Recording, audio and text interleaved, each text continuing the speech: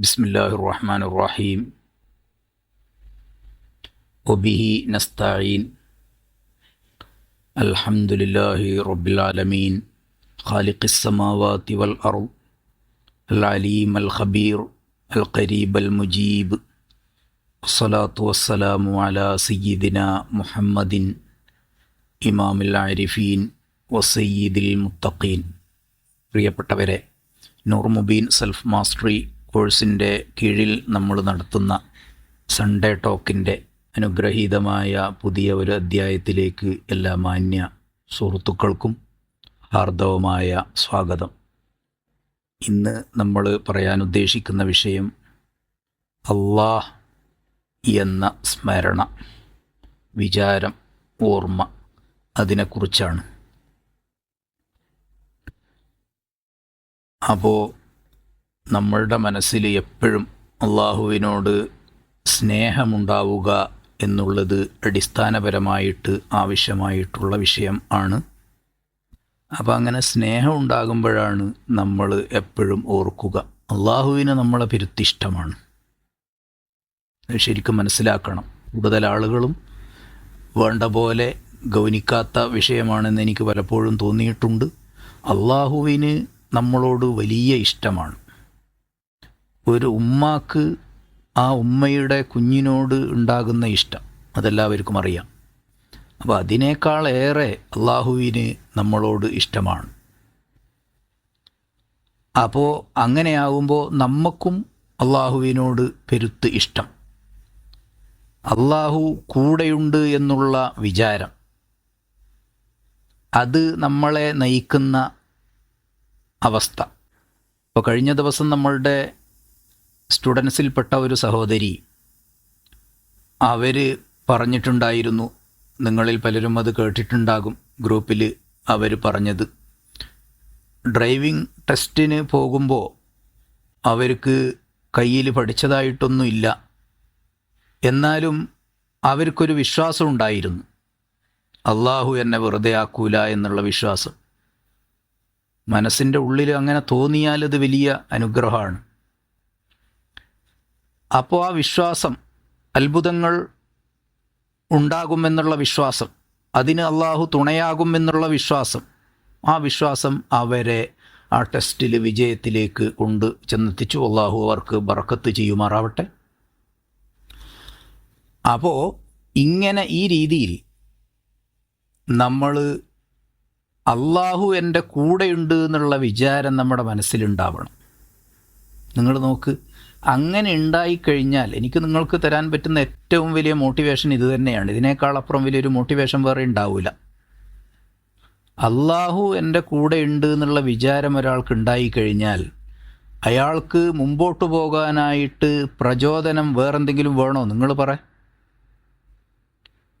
അപ്പോൾ ഇങ്ങനെ അള്ളാഹു മഅയ്യത്തുള്ള എന്ന് പറയും. അള്ളാഹു മഅീ എന്ന വിശ്വാസം, അള്ളാഹു എൻ്റെ കൂടെയുണ്ട് എന്നുള്ള വിശ്വാസം, അത് നമ്മൾക്ക് ഉന്മേഷം പകരും, സന്തോഷം തരും, സമാധാനം നൽകും, നമ്മൾക്ക് മുമ്പോട്ട് പോകാനുള്ള പ്രചോദനം അത് നൽകും. നമുക്ക് വലിയ സപ്പോർട്ടാണ് ആ വിചാരം.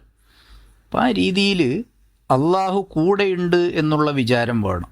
കാരണം നമ്മളുടെ എല്ലാ കാര്യവും അറിയുന്നവനാണ് അള്ളാഹു. നിങ്ങൾ നോക്ക്, നമ്മളിപ്പോൾ എത്ര സുഹൃത്തുക്കൾ നമ്മൾക്കുണ്ടെങ്കിലും, എത്ര ബന്ധുക്കൾ നമ്മൾക്കുണ്ടെങ്കിലും അറിയില്ല, ഒരു നാൾ വരാം അവർ നമ്മളെ തള്ളിപ്പറയുന്ന നാൾ, അവർ നമ്മളെ തള്ളിപ്പറയുന്ന നിമിഷം. നമ്മളേറ്റവും കൂടുതൽ ബന്ധം സ്ഥാപിച്ചിരുന്ന ആളുകൾ, ഏറ്റവും നമ്മളുടേതാണെന്ന് നമ്മൾ കരുതി ഒപ്പം കൂട്ടിയ സുഹൃത്തുക്കൾ, അവരെല്ലാം ഒരു നേരം നമ്മളെ തള്ളിപ്പറയുന്ന, നമ്മളോട് പിണങ്ങുന്ന, നമ്മളെ ഒഴിവാക്കുന്ന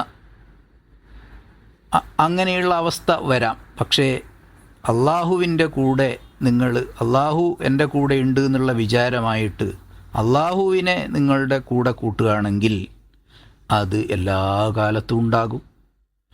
ഏതവസരത്തിലും നിങ്ങൾക്ക് അവനോട് പറയാം.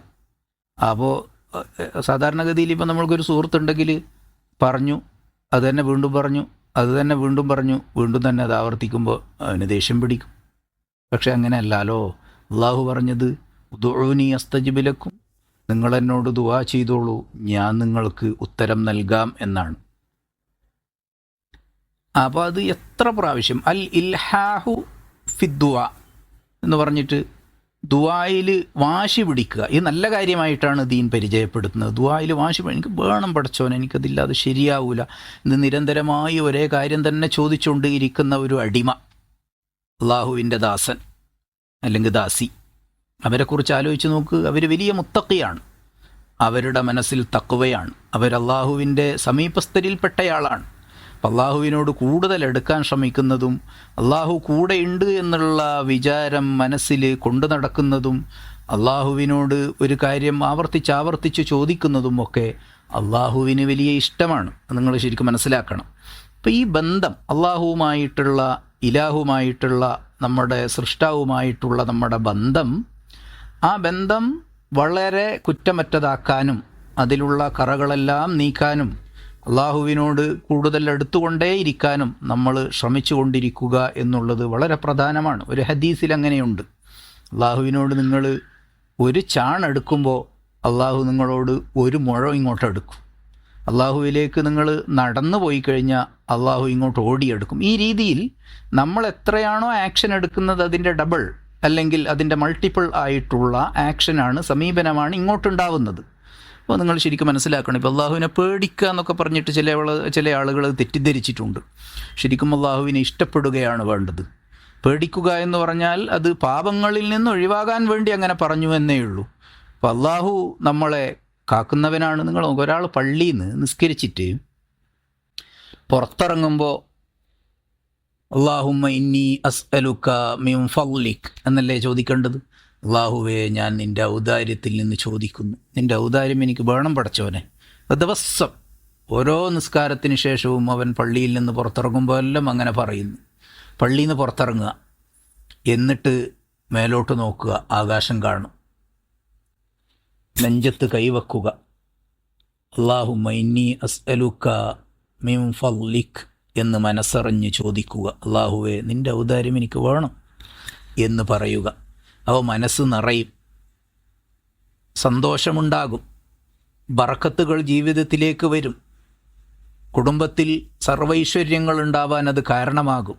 അതുകൊണ്ടാണ് ദീൻ അങ്ങനെ പഠിപ്പിച്ചത്. അപ്പോൾ അള്ളാഹുവുമായിട്ടുള്ള നമ്മുടെ ഒരു സാമീപ്യം, ഒരു സമീപനം, അത് വളരെ കുറ്റമറ്റതാക്കാൻ നമ്മൾ ശ്രമിച്ചുകൊണ്ടേയിരിക്കണം.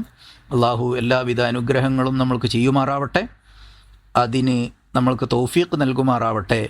ഇതിൻ്റെ ബാക്കി ഇൻഷാ അല്ലാഹ് അടുത്ത ആഴ്ച നമ്മൾക്ക് പറയണം. കുറച്ചും കൂടെ ഈ വിഷയകമായിട്ട് പറയാനുണ്ട്. അതിൻ്റെ ഉള്ളിൽ ആർക്കെങ്കിലും എന്തെങ്കിലും ഡൗട്ടൊക്കെ ഈ വിഷയകമായിട്ടുണ്ടെങ്കിൽ അത് ചോദിക്കാവുന്നതാണ്. അപ്പോൾ അതും കൂടെ ഉൾപ്പെടുത്തിയിട്ട് നമ്മൾക്കിതിൻ്റെ ബാക്കി അടുത്ത ആഴ്ച പറയാവുന്നതാണ്. അപ്പോൾ നമ്മുടെ മാതാപിതാക്കൾ, ഗുരുനാഥന്മാർ, അവരിൽ നിന്ന് ജീവിച്ചിരിക്കുന്നവർക്ക് അള്ളാഹു ദീർഘായുസ്സും ആഫിയത്തും നൽകുമാറാവട്ടെ.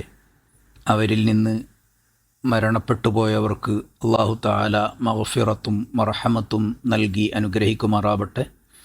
ബിഫദ്ലി സല്ലല്ലാഹു അലാ സയ്യിദിന മുഹമ്മദ് സല്ലല്ലാഹു അലൈഹി വസല്ലം, സല്ലല്ലാഹു അലാ സയ്യിദിന മുഹമ്മദ് സല്ലല്ലാഹു അലൈഹി വസല്ലം. അല്ലാഹുമ്മ സല്ലി അലാ സയ്യിദിന മുഹമ്മദ് വഅലാ ആലി വഅസ്ഹാബി സയ്യിദിന മൗലാന മുഹമ്മദ്.